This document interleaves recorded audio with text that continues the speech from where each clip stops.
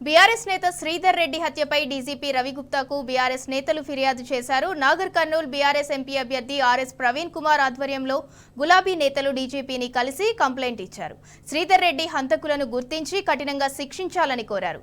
4 రోజులైనా హంతకులను అరెస్ట్ చేయలేదని వివరించారు. మృతుడు శ్రీధర్ రెడ్డిపై మంత్రి జూపల్లి లేనిపోని నిందలు వేస్తున్నారని గులాబీ నేతలు మండిపడ్డారు. డీజీపీని కలిసిన వారిలో శ్రీధర్ రెడ్డి కుటుంబ సభ్యులతో పాటు మాజీ ఎమ్మెల్యే హర్షవర్ధన్ రెడ్డి, స్థానిక ప్రజాప్రతినిధులు ఉన్నారు. చూడండి మిత్రులారా, ఒక్కసారి ఒక అమాయకుడు, మృదు స్వభావి, పేద ప్రజల కోసం నిరంతరం పనిచేసిన వ్యక్తి, 52 సంవత్సరాలున్న వ్యక్తి లక్ష్మీపల్లిలో గత 4 రోజుల క్రితం చిన్నంబావి మండలం ఘోరంగా హత్యకు గురైన వ్యక్తి. ఆ శ్రీధర్ రెడ్డి గారి నాన్నగారు శేఖర్ రెడ్డి గారు డీజీపీ గారి దగ్గరకు వచ్చారు. వారు డీజీపీ గారితో తన బాధంతా కూడా వెల్లబుచ్చుకున్నారు. మిత్రులారా, మీరు గమనించాలి, తెలంగాణ ప్రజలు కూడా గమనించాలి. హత్య జరిగి 4 రోజులైతుంది ఇప్పటి వరకు. హత్య జరిగిన రోజు ఉదయం శేఖర్ రెడ్డి గారు తన కొడుకు పోయిన దుఃఖంలో ఆయన పోలీసు వాళ్లకు కంప్లైంట్ ఇవ్వడం జరిగింది. ఏమని, నా కొడుకు మీద ఎలాంటి కేసులు లేవు, ఎలాంటి గ్రామంలో కక్షలు కార్పణ్యాలు లేవు, ఎలాంటి విద్వేషాలు లేవు. నా కొడుకు నిద్రపోతుంటే గొడ్డలతో నరికి చంపారు.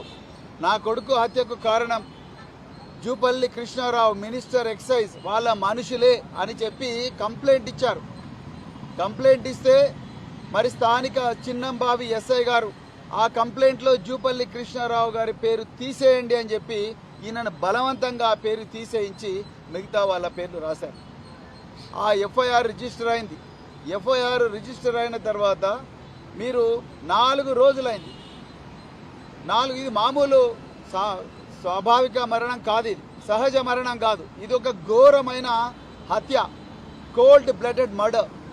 సో ఈ హత్యలో 4 రోజులైన పోలీసులు మంత్రి జూపల్లి కృష్ణారావును కానీ వాళ్ళ అనుచరులను కానీ, లేకపోతే ఈ ఎఫ్ఐఆర్లో ఉన్న ప్రధాన నిందితుడు కృష్ణప్రసాద్, అదేవిధంగా 2వ ప్రధాన నిందితుడు మహేష్, మరి ఇతర అనుచరులు ఎవరైతే ఉన్నారో వాళ్ళను ఒక్కరిని కూడా పోలీస్ స్టేషన్కు పిలిపించి ప్రశ్నించిన దాఖలాలు లేవు. మేము ఇంటరాగేషన్ అంటలేము, ప్రశ్నించిన దాఖలాలు కూడా లేవు. మేము 3rd డిగ్రీ పెట్టమనో టార్చర్ పెట్టమనో మేము అంటలేము. వాళ్ళని కనీసం ప్రశ్నించిన దాఖలాలు కూడా లేవు. పైగా మీరు చూస్తే జూపల్లి కృష్ణారావు అంత సీనియర్ మినిస్టర్ అయ్యుండి కూడా ఎలాంటి దయా దాక్షిణాలు లేకుండా, ఎలాంటి విచక్షణ కూడా లేకుండా ఆయన చనిపోయిన శ్రీధర్ మీద ఘోరమైన అభాండాలు వేస్తున్నాడు. మనం ఇక్కడ మీడియాలో చెప్పకూడని అభాండాలు వేస్తున్నాడు. ఒక తండ్రి ఎంత క్షోభిస్తాడు ఒక్కసారి ఆలోచించండి. నిన్న జూపల్లి కృష్ణారావు ఇంట్లో, చిన్నంబావి మండలం జూపల్లి కృష్ణారావు ఇంట్లో బాజాప్తా ప్రెస్ కాన్ఫరెన్స్ పెట్టిండు. మరి ఎక్కడుంది పోలీసు వ్యవస్థ, ఎక్కడుంది న్యాయం? అంటే మీకొక న్యాయం, మాకొక న్యాయం. మంత్రి అటువైపు ఉన్నాడు, అదేవిధంగా మంత్రి అనుచరులు ఉన్నాడు. కనీసం వాళ్ళను పట్టుకొని అడగలేదు, వాళ్ళు ప్రశ్నించలేదు. వాళ్ళకి సెల్ ఫోన్లు ఉండవా? వాళ్ళ ఇళ్ల ముందర సీసీటీవీ ఫుటేజ్లు ఉండవా? సీసీటీవీ కెమెరాలు ఉండవా? వాటికి ఫుటేజ్లు ఉండవా? అవన్నీ తీసుకోవచ్చు కదా, వాళ్ళ సెల్ ఫోన్లన్నీ కూడా అనలైజ్ చేయొచ్చు కదా. ఆర్ఎస్ ప్రవీణ్ కుమార్ గారి నేతృత్వంలో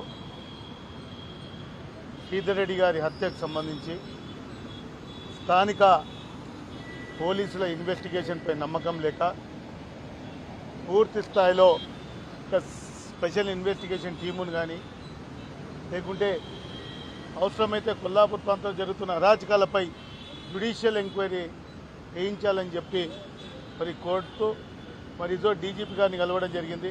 శ్రీధర్ రెడ్డి గారి హత్య ముమ్మాటికి రాజకీయ హత్య.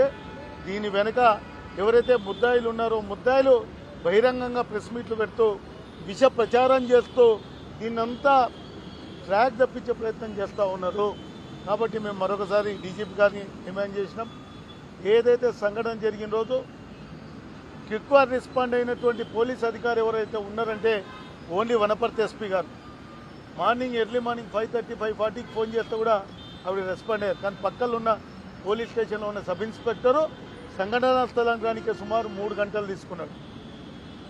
వనపర్తి జిల్లా హెడ్ క్వార్టర్ నుంచి ఎస్పీ గారి ఆదేశాలతో పోలీసు అధికారులు ఇతర అధికారులు వచ్చినా ఆ సబ్ ఇన్స్పెక్టర్ టైం కూడా అంటే ఇక్కడ గ్రామాల్లో ఉన్నటువంటి అందరి బలమైన ఆరోపణలు దీని వెనక ఆ సబ్ ఇన్స్పెక్టర్కు పూర్తిగా తెలుసు అనేది అక్కడ ఉన్నటువంటి వారు సబ్ ఇన్స్పెక్టర్పై కూడా పూర్తి స్థాయిలో విచారణ కొనసాగించాలి, హంతకులపై కఠినమైన చర్యలు తీసుకోవాలని చెప్పి మేము డిమాండ్ చేస్తూ ఉన్నాం. ఖచ్చితంగా ఎవరైతే ముద్దాయిలు ఉన్నారో సాక్షాత్తు రాష్ట్ర మంత్రి ఇంట్లోకి వచ్చి ప్రెస్ మీట్ పెట్టడం అనేది ఇంకా ఇది దేనికి పరాకాష్ట ఒకసారి మిత్రుల